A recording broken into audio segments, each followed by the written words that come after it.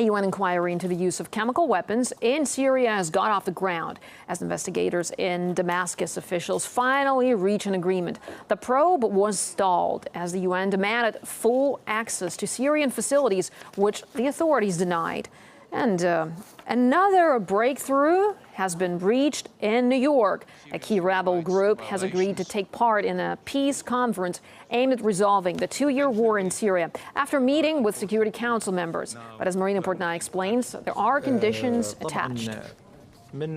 What those preconditions are, it's hard to detect. It seems as though they want to make sure that Syrian President Bashar al-Assad has no authority following the Geneva II meeting. And another precondition, possibly, that once a transitional government is established, that transitional government would have full authority over the security and the military in Syria. There's a lot of back and forth with the wording. What the Russian ambassador to the UN really underscored here is that all this talk prevents the Geneva II meeting from actually moving forward and taking place. They were mentioning, among other things, that they needed more weapons, etc., etc. So, and some other remarks they were making sort of were leading in the direction of further conflict, which with no obvious end in sight. It is no secret that the Syrian opposition would like to receive the weapons and arms and military aid that the Obama administration recently promised to provide to the rebels fighting against Syrian President Bashar al-Assad.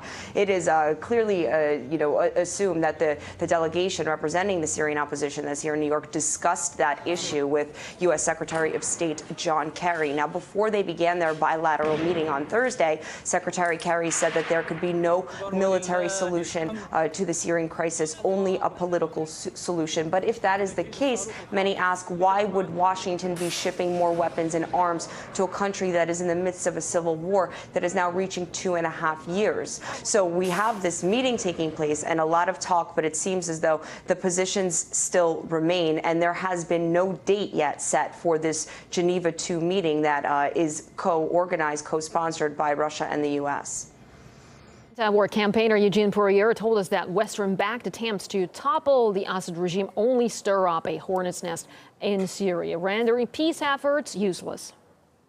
The United States and the United Kingdom, France, other Western nations have really made clear that they will only accept the fall of Assad. And despite the fact that they continually try to say that they're for peace negotiations, it seems at every turn, whether it's sending arms to the rebels, whether it's sending them quote unquote non-lethal aid, money in general, supporting the Gulf countries that are also supporting them, that really all of the talk about peace is disingenuous. And unlike Russia and other countries, they seem very bound and determined to push forward the Syrian rebels as the new leadership of the country, regardless of the situation on the ground. When Russia and the United States were originally trying to promote the Geneva II conference, we saw that the Syrian rebels essentially said that they had no intention of negotiating until the situation on the ground changed. That is, until they gained the military upper hand. So from their perspective, they seem only willing to negotiate if the military situation allows them to have the upper hand in negotiations. But if they seem to be losing the war, if it seems that support for them inside of the country is dropping,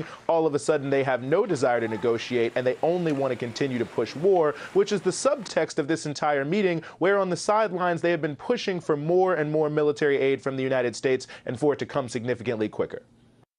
On the ground, the Syrian army, reportedly backed by Hezbollah squads, has been advancing in rebel-held neighborhoods in the central city of Homs.